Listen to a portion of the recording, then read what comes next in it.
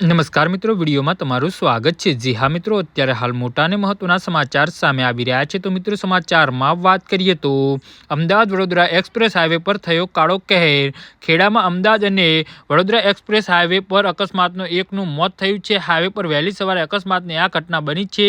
નડિયાદથી આણંદ વચ્ચે ફતેપુરા પાસે આ ઘટના બની છે। પિકઅપ વાન અને ટ્રક વચ્ચેના આ અકસ્માતમાં એકનું મોત થયું છે। તો ખેડામાં અમદાવાદ અને વડોદરા એક્સપ્રેસ હાઈવે પર અકસ્માતમાં અન્ય બે વ્યક્તિઓ ગંભીર ઇજા પહોંચતા આણંદ ખસેડવામાં આવ્યા છે।